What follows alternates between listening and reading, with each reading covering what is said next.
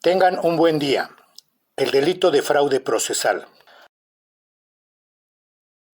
Como se describe en el artículo 310 del Código Penal para la Ciudad de México y el equivalente de los códigos penales de las demás entidades federativas, comete el delito de fraude procesal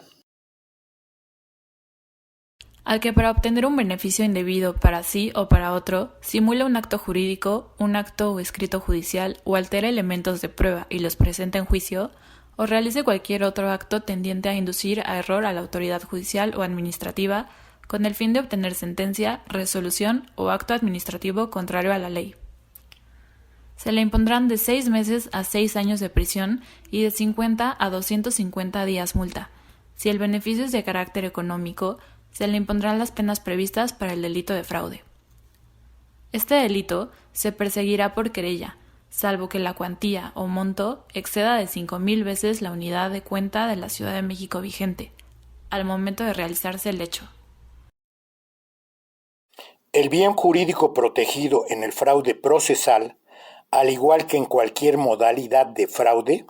es el patrimonio por su ubicación en el ámbito de los delitos patrimoniales y además el buen desempeño de las funciones de la administración e impartición de justicia y la buena fe de las partes durante la tramitación del juicio o proceso. El delito de fraude procesal es una modalidad que cumple con todos los requisitos del fraude genérico, previsto en el artículo 386 del Código Penal Federal y el equivalente de los códigos penales de todas las entidades federativas, cuya especialidad o particularidad reside en los siguientes requisitos de existencia. La conducta engañosa debe realizarse dentro de la tramitación de un proceso judicial o de cualquier clase y estar dirigida a inducir a error al juez. Primer requisito, que nos indica que el sujeto engañado es el titular del órgano jurisdiccional, a quien, por error, se le induce a dictar la sentencia, resolución o acto jurídico de disposición con desplazamiento patrimonial contrario a la ley, en favor del defraudador y en perjuicio de la parte contraria o de un tercero ajeno al procedimiento.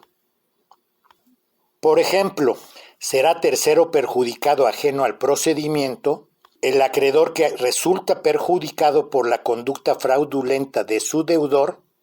acreedor perjudicado que en defensa de su derecho de crédito deberá promover la acción pauliana para que se anulen los reales y válidos actos o contratos fraudulentos realizados por su deudor y además denunciarlo penalmente.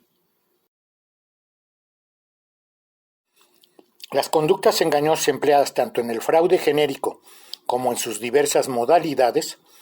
son de una variedad ilimitada. En el fraude procesal solamente serán aceptables los hechos y pruebas que no guarden relación con la verdad u omitidos, capaces de producir un error en el actuar del juez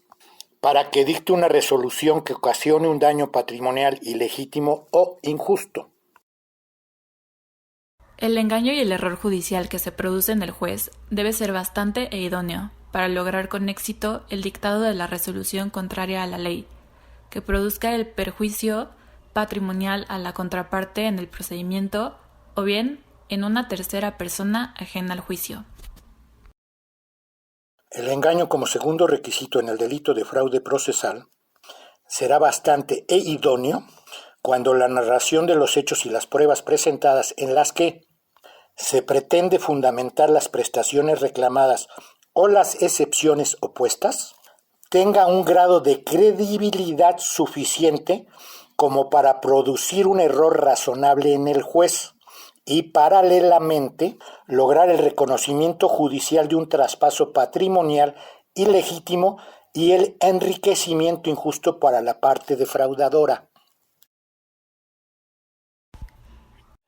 No habrá fraude procesal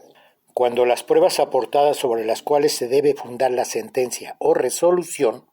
no poseen la idoneidad suficiente para inducir el error y conducir razonablemente al juez a emitir la resolución que perjudique ilegítimamente los intereses económicos de la contraparte o de un tercero ajeno al juicio, o la resolución judicial dictada no sea injusta.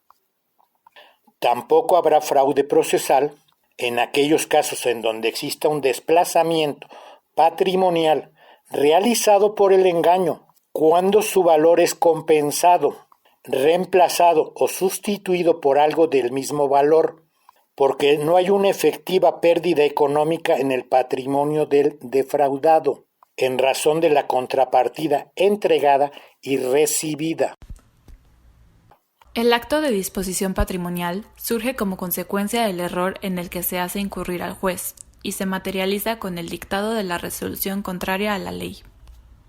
Entre los autos o resoluciones que materializan la disposición patrimonial contraria a la ley, logradas por el error, tenemos a las sentencias definitivas o interlocutorias en las que se reconoce expresamente la procedencia de las prestaciones demandadas o reclamadas por el actor o solicitante, y a los autos que se dictan o emiten dentro del lapso de tiempo que irremediablemente transcurre entre la presentación de la demanda y la emisión de la sentencia final, con el evidente propósito de asegurar o garantizar el predecible futuro cumplimiento de la ejecución anticipada de la sentencia de condena y evitar o impedir que durante el desarrollo del proceso la efectividad del derecho de crédito, la cosa o bien inmueble que constituyen la materia de la controversia o litigio se tornen de imposible ejecución futura. Lo que sucede, por ejemplo, cuando el demandado o deudor dentro del antedicho periodo de tiempo retira el dinero de sus cuentas bancarias, oculta o dispone de los bienes o derechos que integran su patrimonio, con el propósito de hacer irrealizable el cumplimiento de la decisión o sentencia final. El perjuicio en el fraude procesal se causa en el momento en el que se ejecuta la sentencia, resolución o acto jurídico contrario a la ley, y se produce el desplazamiento o traspaso patrimonial a favor del defraudador y el perjuicio de la contraparte, o bien de un tercero ajeno al proceso. La sentencia o resolución será contraria a la ley cuando sea fruto o producto del engaño y el error que sufre el juez. El perjuicio como objeto del dictado de la decisión o mandato de disposición y entrega patrimonial lograda por el error ha de representar una efectiva disminución patrimonial, perjudicial e injusta, determinada o determinable desde el punto de vista económico. El perjuicio patrimonial se materializa en el instante en el que se impide o sustrae el bien mueble o inmueble o derecho patrimonial reclamado de la disponibilidad material y jurídica del demandado o deudor ejecutado,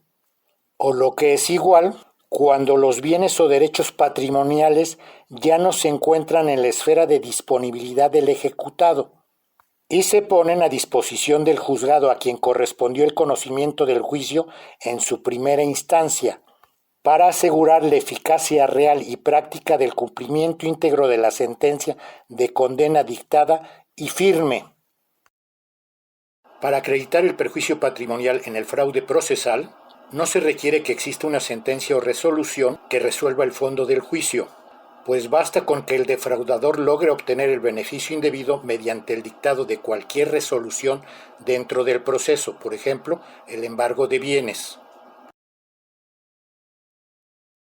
El delito de fraude procesal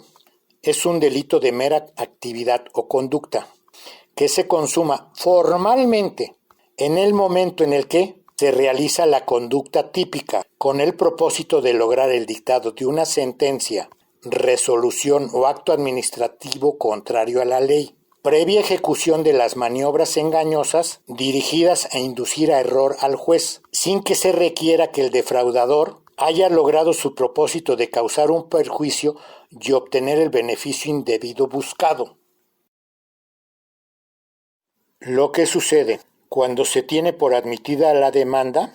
o por opuestas las excepciones y defensas hechas valer y las pruebas apócrifas con las cuales se induce en error al juez resultan idóneas para que las califique como válidas y ajustadas a la realidad de la información que se le presenta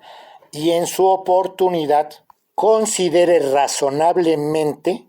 procedentes las prestaciones reclamadas o las excepciones o defensas opuestas. Por lo que hace a la duración de la consumación material del delito, el fraude procesal es de ejecución continua o permanente, porque la lesión o vulneración a los bienes jurídicos tutelados por el Estado y la realización de la conducta delictiva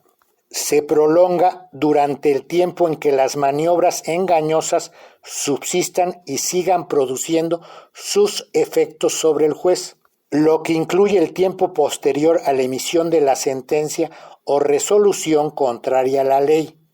cuyo dictado se busca, hasta el momento en el cual la conducta típica ha dejado de producir sus efectos, cesa o termina la lesión a los bienes jurídicos protegidos y termina la actuación del juez. Como consecuencia lógica, el término de la prescripción de la acción penal para el delito de fraude procesal debe contarse o computarse a partir del último acto procesal realizado de inducción en error. Entiéndase este como aquel en el cual la conducta delictiva ha dejado de producir sus consecuencias y cese la lesión que por ese medio se venía ocasionando a la administración de justicia, y no como aquel momento histórico en el que el juez dictó la resolución contraria a la ley.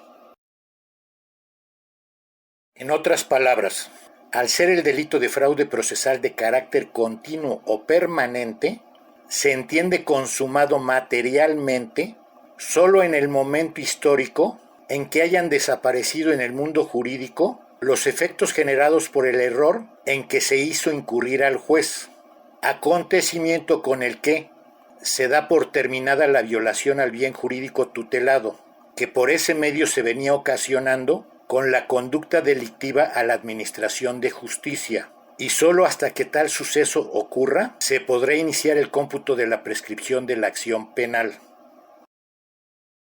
Como ejemplo, citemos al fraude por usura, que se consuma en el momento en que se celebra el contrato de préstamo con el cobro de intereses desproporcionados y continúa desarrollando sus efectos mientras está en vigencia el interés usurario, por lo que término de prescripción de la acción penal se empieza a contar a partir del día en que el deudor termina de pagar la deuda. Cuando el deudor dejó de pagar y el usurero demanda su pago, el plazo de prescripción se contará desde el día siguiente a aquel en que se haya dictado la última actuación judicial con la que se da por terminada la lesión al bien jurídico protegido. Gracias por su atención. El expositor es licenciado en Derecho por la UNAM. Tomó el curso de aspirante a notario público en el Colegio de Notarios del Estado de México. Cursó el posgrado en Derecho Procesal Civil y Mercantil en la Universidad Panamericana. Abogado litigante en materia civil, familiar, mercantil y penal. Autor del libro El delito de fraude y sus modalidades.